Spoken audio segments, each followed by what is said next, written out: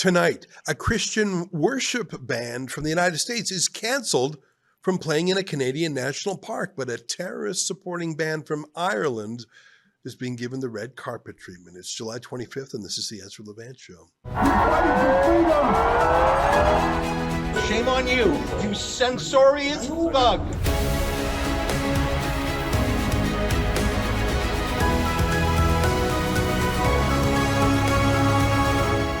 I hadn't heard of Sean Feucht until last week. He's a high-energy U.S.-based pastor who incorporates music into his church. And in terms of his church, he takes it outside, something he put to important use during the COVID lockdowns. Here, watch this video trailer. You sort of get a flavor for him. America's bedrock principle of religious freedom is being severely tested by the pandemic. Singing has been banned at all church services in California. We need to bend the curve. I could feel something inside of me like, we gotta take a stand. Christian singer and activist Sean Feucht leading what's called Let Us Worship. This guy is probably responsible for hundreds of deaths. We thank you, Lord, that there is another story that the media isn't telling. It is one of hope. There's a pandemic, there's a plague. Here's a move of God. It's going to change America. The whole thing is fear, man. It's fear. It's intimidation. Courage is taught when you see it. You can't teach it as principles. You have to see it modeled. Christians are rising up. I'm telling you guys. Light overcomes darkness every day. This is not political. This is biblical.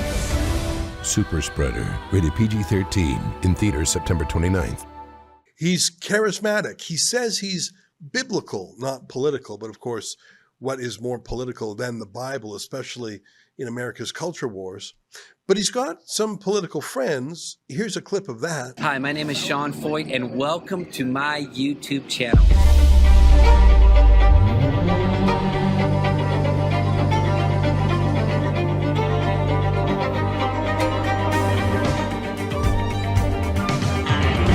Before you go any further, make sure that you click the button above, subscribe, so you can stay in touch with the latest videos and all the amazing events that we have going on. I am standing here in northern Iraq in a 6,000-year-old citadel. And I want to tell you, God is still on the throne, and he's still in control. And this year we are taking the message of the gospel to the nations. We're going to 50 state capitals with the Kingdom Capital Tour. We're doing missions with Light a Candle. We got podcasts, we got albums, we got a lot of stuff going on. So we welcome you to our page to check it out, search through the videos, get resourced, get encouraged, and I pray that you leave better off than you came. God bless.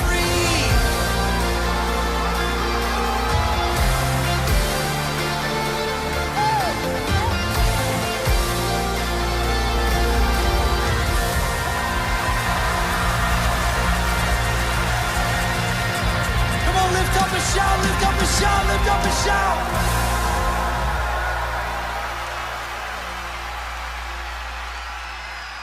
Well, of course, he's based in the U.S., and 90% of Canada's population is within an hour's drive of the U.S., so it makes sense for a man who goes on tour outdoors to put Canada on his road trip. He's been here before. I think he actually really likes Canada.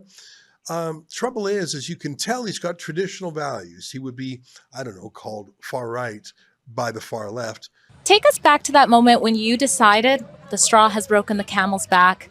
Something has to happen. We're going to do this Let Us Worship thing.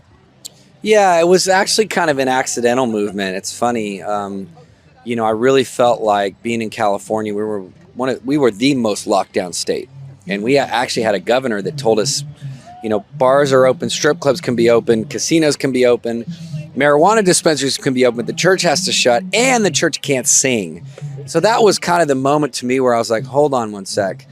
We're the church. We've been worshiping for 2,000 years. Like, this is what we do. And we do it through pandemics. We do it through plagues. We do it through political strife. We do it through wars. This is what we do. So, you know, that was the moment for me where I just began to say, okay, we got to do something. We got to rise up. We got to remind people who they are. And remember, in Canada, simply believing in traditional values, according to our RCMP, is a sign you're probably a criminal. Take a look. Well, radicalization in general quite often will show by people isolating themselves and changing their behavior, like changing what they're saying on a subject, like becoming more extremist. Like, and if someone you know was very believed in equal gender rights, but all of a sudden are leaning towards like traditional values, and that might be a sign that they're becoming more extremist. But we also have to remember that having the most extremist views is perfectly legal in Canada, and that it's only acting with violence to prove that view that becomes a criminal offense. Yeah, there's been no recantation of that. I think that's exactly what's going on. So Sean had a tour of Canada that was canceled by the government. He had one appearance that was going to be at a national park, permitted, all the boxes checked. Then the national park, which is a government agency, suddenly said he's not welcome. Now, they couldn't come right out and say that he's not welcome because he's Christian, but they said because of his views, there's a safety issue. So, of course, whoever was making the threats gets to win, and whoever would be the victim of the threats has to lose. It's a lie, of course. Safety is a word that they used during the pandemic to lock us all down. Safety has been an excuse for a lot of horrendous things. If you think back, I don't know, a few hundred years ago to the French Revolution, it was the Committee of Public Safety, that's what they called themselves in the French Revolution, that ran the Reign of Terror. I don't know if you know your history. That's when the guillotine was used to execute thousands of people to keep them safe. So that's what happens to a peaceful, friendly, American Christian pastor who's filling out all the forms, has been to Canada many times, but because he is friends with Donald Trump, so they call him a MAGA activist. By that, I mean the state broadcaster calls him that, so he must be kept out. But at the exact same time, there's another singer coming to Canada with the full blessing of our entire government from the top to the bottom. It's an Irish band called Kneecap. And you might be wondering, what does Kneecap mean? Well, Kneecap was a violent form of torture that the IRA would use, shooting people in the kneecap during the Troubles. Now, I'm taking no position on the battle in Ireland between Ireland and the UK. I don't understand the whole conflict, and I'm interested in other things, but I'm just telling you that to this band, that is something so amazing. They named themselves after it. There's three of them. There's a couple of young guys and a very old man who covers his face with a balaclava to hide how old he is and to look menacing. That's a little throwback to the Troubles when terrorism was the way. So Kneecap has named themselves after a torture tactic, and they actually go much further than that. They promote terrorism today. They promote it in many ways, flying terrorist flags, chanting death to MPs. They actually promote the group Hamas and tweet pictures of their balaclava guy reading terrorist manuals from Hamas itself. It's super gross. You don't have to be a sensitive soul to see that. They've been banned, for example, from Hungary. Here's the Prime Minister of Hungary, Viktor Orbán, explaining why he's just not allowing that filth into his own country. Zabos voltam rájuk, megmondom őszintén, hogy hozhatják Magyarországot ilyen helyzetbe. Hát nem a magyar kormánynak kellett volna itt közbelépni, nekik lehetett volna annyi eszük, hogy nem hívnak meg ide egy ilyen együttest. Szóval rohadt vagy átkozott pénz ilyen fontos, ez is megéri. De aztán lehiggadtam, és megnéztem, hogy milyen jogi lehetőségeink vannak, és szépen nyugodtan napokat dolgoztunk ezen, hogy megtaláljuk a megfelelő jogi megoldást. A jogrendszerünk nagyon világosan azon az állásponton van, hogy Magyarország egy szabad ország. A béke szigete és az alapvetés az, hogy itt békében élünk egymással. És senkit nem bánthatnak, verbálisan sem, a vallás vagy a származása miatt. Ennek itt nincsen helye.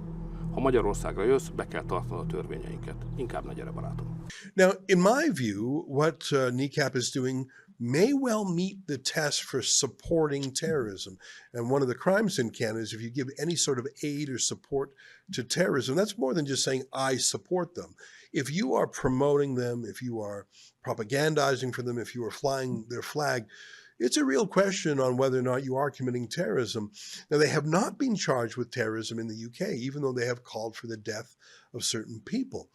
But they are coming to Canada, and so far, it's been no problem for them at all. But why would they be in trouble? I don't know if you've been following our campaign at Fire Gary, but Canada's new public safety minister himself is affiliated with different terrorist groups. He's recused himself from all dealings with the Tamil Tigers terrorist group because he used to support them as a lawyer. And he was just found out that while he was a sitting MP under Justin Trudeau, twice he went to bat to get terrorists into Canada. This is part and parcel of the work that every member of parliament does. And in this particular case, I was executing my duties as a member of parliament, one that I believe constituents expect me to do. He was rejected on national security grounds, though, which is quite extraordinary. We couldn't find any other case like that. And now you're minister in charge of national security, border security. Do you defend that decision now? Do you regret writing those letters? Just to be very clear, the Ministry of Relief Regiment does contemplate advocacy by a range of individuals, including members of parliament. In the context of minister, that would be inappropriate, and I have instructed my office not to issue support letters of that nature, because ultimately the decision will be coming to me as an individual. So, of course, Kneecap is allowed. Now, I'm not saying that Kneecap should be punished criminally for their views. I believe in free speech, even for idiots, but they're not Canadians. They're foreigners. And to bring that terrorism to Canada, we don't have to justify it at all. Canada can keep out foreigners for any reason or no reason. Of course, we never do. And I doubt we'll do it here, because if Mark Carney were to keep out those Hamas supporters, well, that's his base he's taking on. And I think that there's nothing he cares about more than maintaining warm relations with Hamas. As you know, he's been prime minister only a few months, and he's already received a thank you letter from Hamas. He's not getting along very well with Donald Trump these days. Trump said it looks like Canada's going to have tariffs, maybe perpetually. With Canada, I think Canada could be one where they'll just pay tariffs, not really a negotiation. We're working very diligently with Europe. Yeah, so he's not so elbows up for Trump, but boy, he'll go to the bat for Kneecap. Stay with us, more ahead.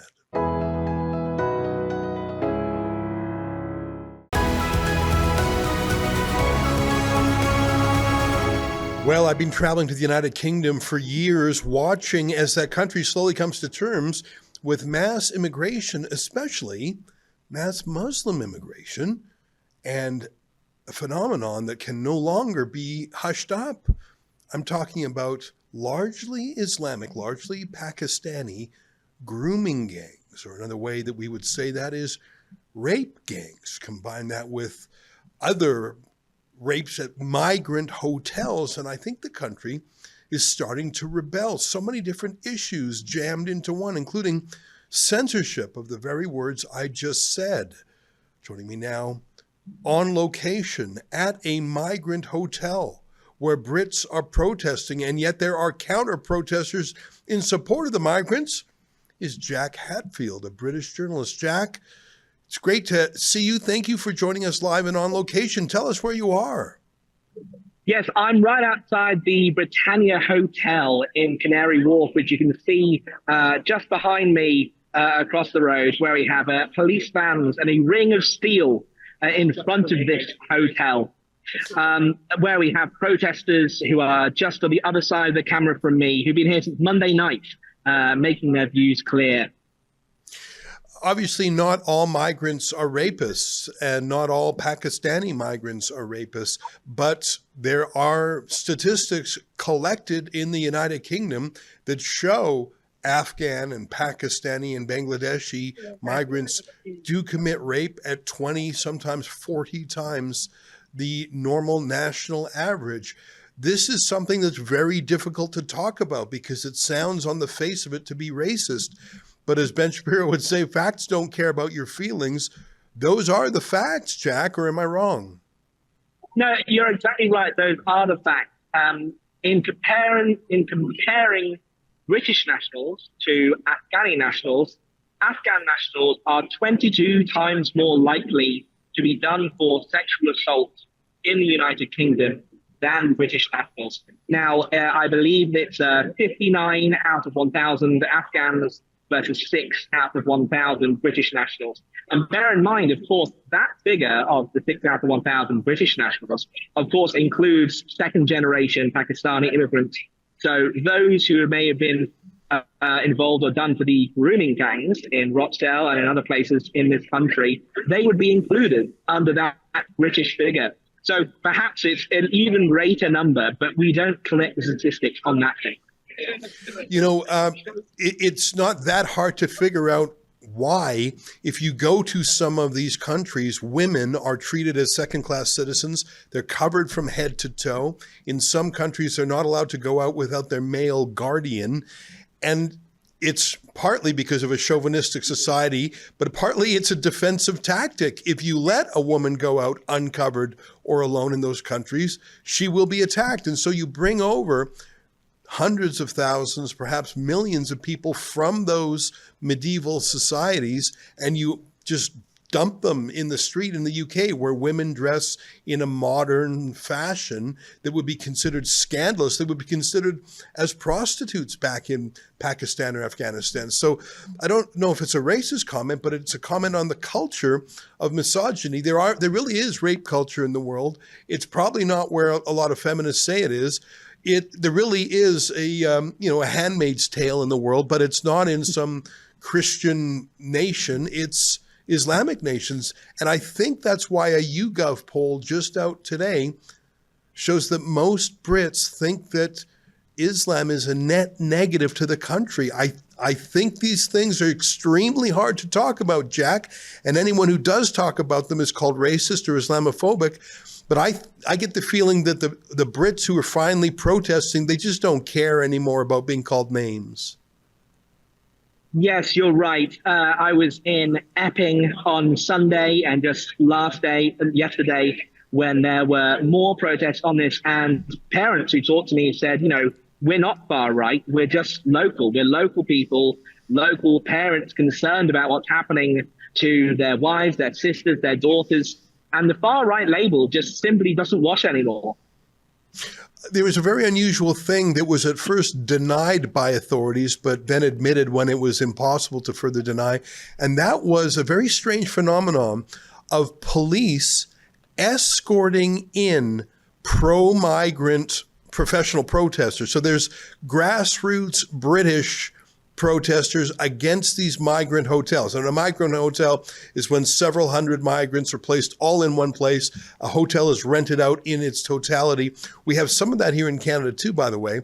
And it's almost all men in these hotels. So you can imagine hundreds of Afghan or other young men sexually frustrated perhaps in a certain community. Anyways, Brits were coming out to protest, and the police escorted in left-wing counter-protesters. What's that all about? Why did police do that? Do you think they were looking for some sort of a conflagration so they could use that as an excuse to crack down on the protesters, sort of like a agent provocateur? They wanted a quarrel so they could clamp down on the anti-migrant protests.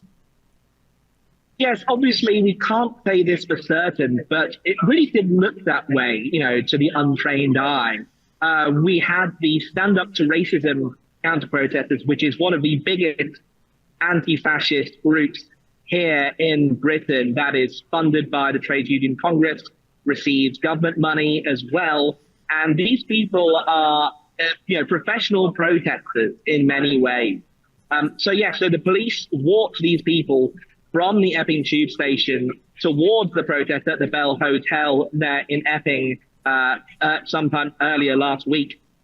And then they were ferried in vans back to the tube station afterwards. Of course, the reasoning here is baffling, because there is no reason why, there's no God-given right to have your counter-protest at the exact same place as the main protest that's taking place. Why on earth they couldn't have let the Stand Up to Racism protesters, who just have as much right to free speech as the rest of us,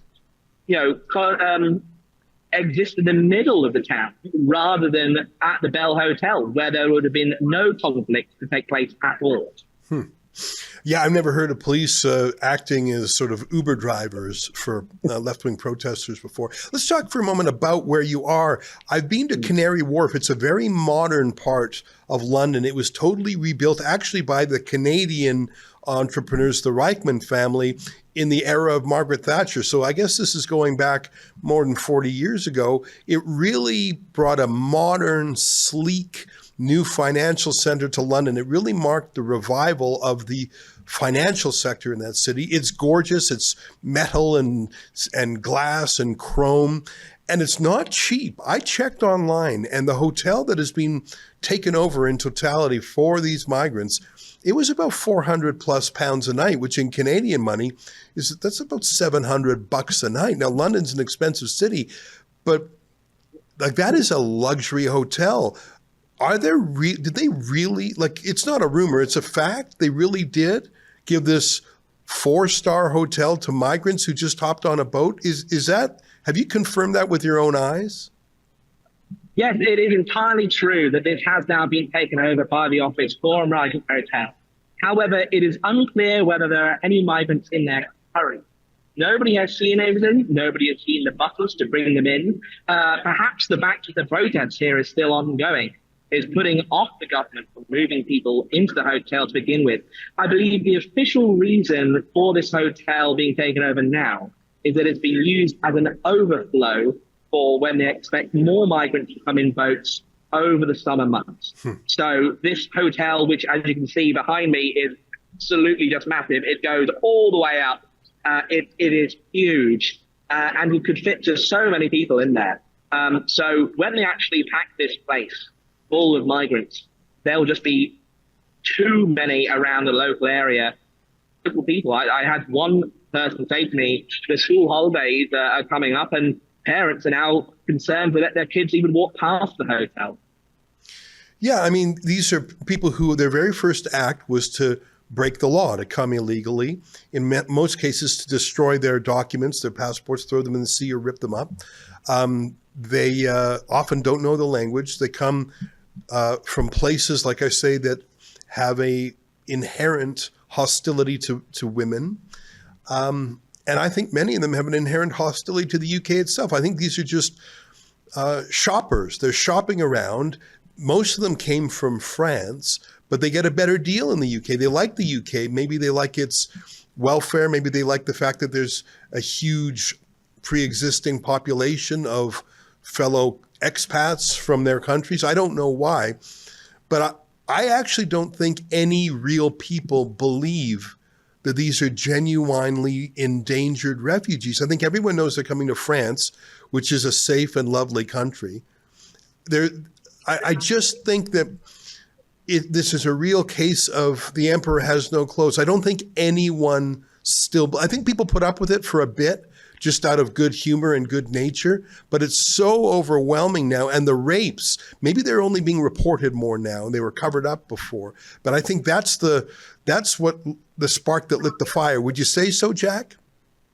Yes, definitely. The actual protest in Epping happened because an Ethiopian migrant was allegedly sexually assaulted a schoolgirl in the center of town. Now, as you've heard before me, we've been having this a lot today. There are people who drive past and honk to show their support. A lot of black cabs and van drivers, the black cab traditional London taxis, have been supporting people out here at this protest. But yes, it was a migrant who allegedly sexually assaulted a young girl in the centre of Epping, who was then arrested for that earlier this month. And that's what kicked it off there. And that's certainly what's been kicking off more of these things in the rest of the country. We're just seeing now, in the last few hours, more protests break out in Ashfield, in Nottinghamshire, down on the coast of Southampton. There's more protests expected in other places this weekend, for example, Norwich. This is going to continue, especially where asylum hotels are. Now, there was a stabbing of 3 young girls at a Taylor Swift-themed party. This was last year by a man who himself was born in the UK to refugees from Rwanda. He was a convert to Islam, and he took a knife and he stabbed this party, murdered 3 girls, and that kicked off riots and it was a whole meltdown because it was such a shocking and brutal crime. And the government immediately lied about who the perpetrator was. And the government immediately blamed, quote, right-wing influences for the riots. And your Prime Minister, Keir Starmer, set up a 24-hour-a-day court just to bang through prosecutions of people who had talked about this on social media. It was a shocking response to a natural reaction to a shocking crime. Do you think that the regime will try to do that again? Do you think they will come in and try and arrest and try and charge for hate crimes and non-crime hate incidents? Do you think they're going to, like, it looks like it's spreading. I mean, Portsmouth, but you listen, like, I think by the time the weekend comes, there's going to be protests at 10 migrant hotels across the UK. What's the government going to do? Because they want to contain this. Yes, I think really, I don't know. I feel that there's a different air, and there's something slightly different than to what happened at Southport. I was there on the ground on the first day of the riots there. Now, it's still a very instinctual, violent reaction to a horrific crime that happened there. Whereas this, where I've been around here at these protests over the last few weeks, well, the last week or so, it's been so much more peaceful. There have been a lot of angry people, of course, but the level of violence has been very, very minimal. It feels like people have a specific targeted goal, which is get these asylum hotels out of our community. And there have been, as I said, just completely local people and a lot of just, concerned parents who were not really the type to kick off in the way that Southport and some of these other incidents happened. But it all remains to be seen. There could be something else. There could be another incident which means tempers flare once again, and we could be in for another summer of riots. I do think there seems to be, this is the 3rd year now in a row where we've had riots and protests over asylum hotels. There was one in Knowsley and outside Liverpool in 2023. Obviously Southport last year, which spread. And now here we have Epping, Canary Wharf, Ashfield, Southampton already. Is there something maybe in the British psyche that means we're far more likely to protest in this way? Perhaps. Yeah. I think it was you who filmed a mother in Epping saying, "I'm not right-wing, I'm just a mum." Was that your video, Jack? Yes, it was. That was Karen McIver, who was the mother of Reform councillor Jamie McIver in Epping. And I believe she herself was a Reform parliamentary candidate. But, just because she stands for Reform, which is now really the biggest normal right-wing party in Britain, does not make her far-right at all. Yeah. There's nothing far-right about supporting Nigel Farage or other people as well in this movement. And she got a lot of criticism for being a member of Reform. But she was representative, just as representative of many of the local parents as anybody else. Just because she had a party affiliation does not mean immediately she was far right or not speaking for everybody else. Here's a clip of her. I thought this was a very interesting interview. Take a look. My children went to Epping St John's School and I was parent governor for 4 years. Epping is a wonderful place. The families of the children that attend Epping School are wonderful. And we're here to support the family and we're here to support our town. What's happening, how we're being portrayed is not correct. And we're here to make a difference. A strong message from strong women. So what's the placard that you have here? We felt a lot of the press were incorrectly reporting us on Friday morning after our protest on Thursday. And so we just wanted to make it really clear that we're strong women, we're mums, we're sisters, we're aunties, we're parents of the area. So we're just here to support. Yeah, the people here have been walking at the front have been mostly women and girls doing the march. Do you think that's because the people feel that a lot of the people in the hotel are a threat to women and girls? Everybody is really concerned about who is in that hotel. Crime in the area is shocking, and this is a beautiful place to live. and we are all very concerned, as are other people in other towns around the country. We need to stick together, peaceful protest, and the government need to listen to us. They need to listen to real people on the ground, people that work hard and love their country, and we're here to protect that. Our values are very important and we must protect them. You know, you mentioned Reform UK. I was up in the district of Runcorn and Helsby, which was a deep Labour riding that flipped to Reform. And I was up there and I saw the Reform literature, and it was very simple. Freeze immigration, stop the boats. Like, it couldn't be clearer. Now I think the front line in the UK is, do you just want to freeze it, or do you want to have a net remigration? That's a word that President Donald Trump is normalizing. He's used that word at least half a dozen times that I've observed. And that's what they're doing. They have a massive deportation project. I see that West Germany is building a special deportation wing terminal at an airport that will specialize in handling deportations.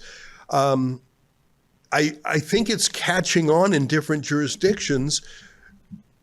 What will happen in the UK? I mean, Nigel Farage still seems a little reluctant to call for mass deportations. I think he thinks it sounds radical, but surely not as radical as abiding 1,000 migrants a day coming across in dinghies. Well, no, exactly. I completely agree. I think the only way for this to stop happening, to stop having protests constantly, is demigration, mass deportations. You know, we can't just turn off the tap. There's so many of them who are here already. You know, we have so many here admitting rapes, sexual assaults, murders, all sorts of theft. You know, just closing the door on more people coming in won't fix the problem that's already here. And you're right, I think Nigel has been a little bit reticent to call this. I believe he's still perhaps a little bit nervous trying to play the crowd of the mainstream media a little, or control the narrative, or become quite moderate, which is, of course, a fair play, you know, from a politician. But, you know, if Reform do win in 2029 and they don't seize the opportunity to create a radical policy platform, I'm concerned for the future of this country. Yeah. Nigel Farage himself said a few weeks ago, if we fail, what comes after us will be quite dangerous. So here's a clip of that. On Epping, I don't think anybody in London even understands just how close we are to civil disobedience on a vast scale in this country, and I regret saying that. Do I understand how people in Epping feel? You bet your life I do. You bet your life I do. And I'll bet you that most of the people outside that hotel in Epping weren't far right or far left or anything like that. I'm just genuinely concerned. Here's a question for you. Be very generous with your time, Jack. Thank you for that. A few months ago, there were some Pakistani British men in Manchester Airport who just beat the living daylights out of some cops, women cops. And recently, footage of an absolutely bloodied female cop was finally released. In the first instance, those men were released because a large Pakistani Muslim community said, let the boys go, or you're going to have a riot on your hands. And the police absolutely stood down. And I've heard several examples of that. Whereas we've seen extreme policing. I mean, you just posted an image of someone who was thrown in jail for 16 hours because he swore at a cop. Now, I don't recommend swearing at police. Nothing good will come from that. But it really seems like there's two-tier justice. There was the case of Lucy Connolly, the mum, who tweeted something a little bit stupid, frankly, but she was thrown in the clink for 31 months, which is longer than some of the actual rapists are. How much longer can this two-tier justice continue and still have the support of the British people? I mean, in a democracy, you need the consent of the governed. That's the same with policing. Robert Peel's laws of policing. You need the consent of the community. Unless you're a police state, you cannot manage a government of a country unless the people are with you. At what point do people say, the heck with it, the entire establishment is untrustworthy, and we are going to take things into our hands, like they did in Ballymena, Northern Ireland a few weeks ago, when they actually walked onto the property of some alleged rapists and burned their house down?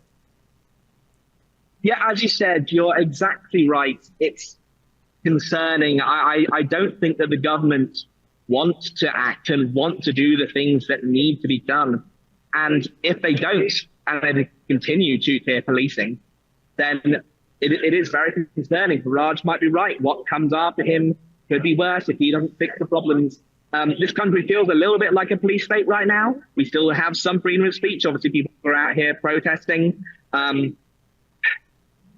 I do worry. I do worry. It can't last much longer. Something has got to break, whether that's reform coming into power or something else.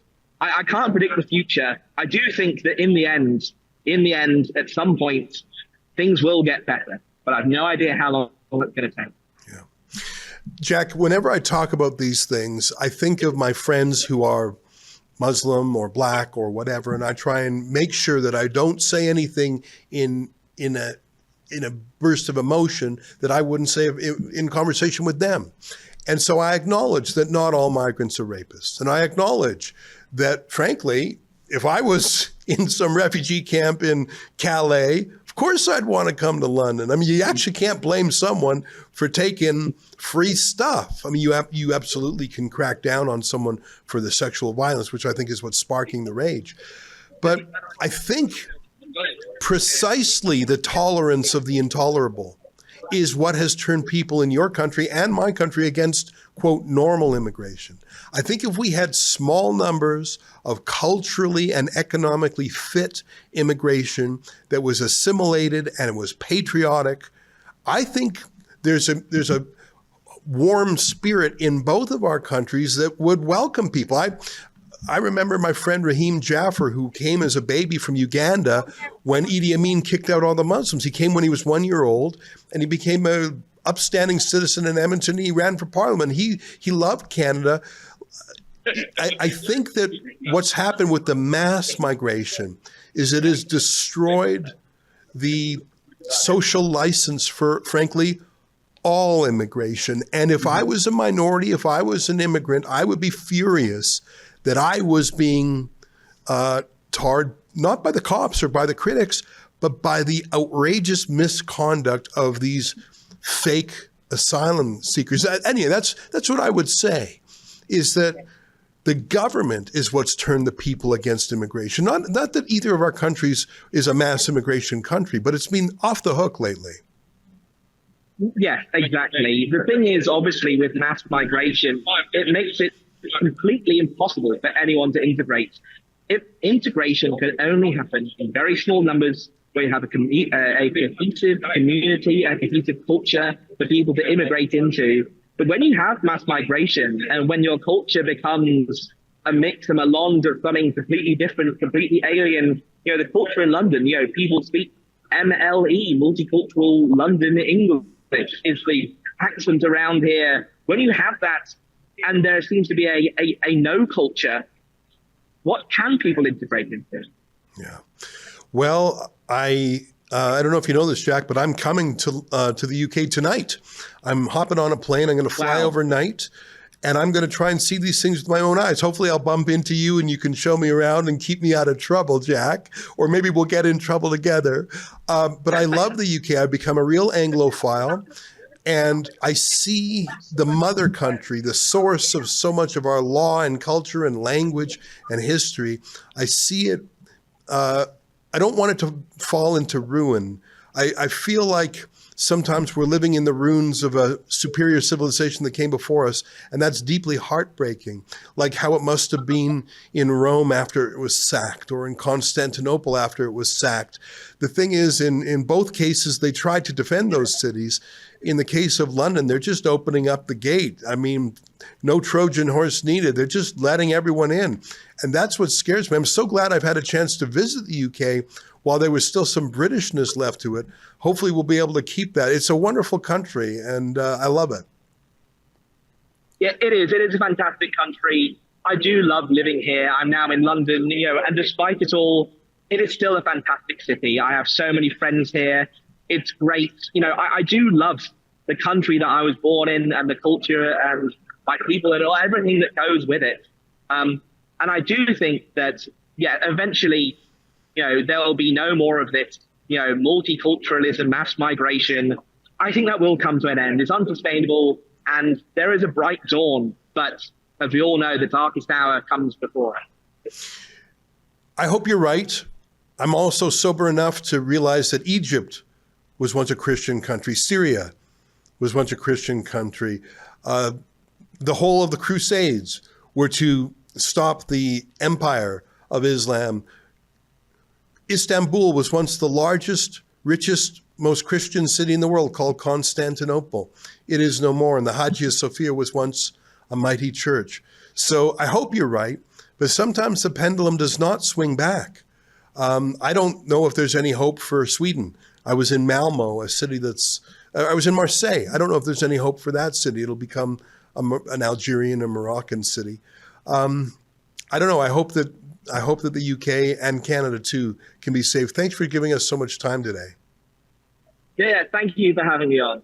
All right, we'll see you soon. I'll see you on Sunday, perhaps. Yeah, that's right. I'll see you there. There he is, Jack Hadfield, commenting on the ground outside a migrant hotel in Canary Wharf. And I got to tell you, if you don't know Canary Wharf, it is fancy's the wrong word. It is a glistening, modern, skyscraper financial center.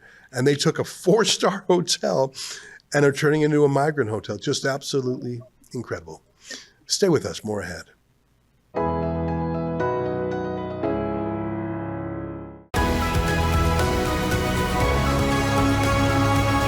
Hey, welcome back. It is Friday late afternoon as I record this. I'm going to rush home and pack my bag and head to the airport. I'm going to go to the United Kingdom over the weekend. I'll be back Monday afternoon, but I'm going to spend all day tomorrow and Sunday traveling around. I'm going to try and connect with Jack Hadfield. I want to see these protests for myself. Are they severely normal mom and dads who are finally waking up? What are the pro-migrant people saying? Are there any real pro-migrant people, or are they all paid professional protesters like some of the groups that Jack was referring to and groups that I myself have seen? Anyways, wish me well. I'll be back on Monday, and hopefully I'll have some reports for you over the weekend. Until next time, on behalf of all of us here at Rebel World Headquarters, to you at home, good night, and keep fighting for freedom.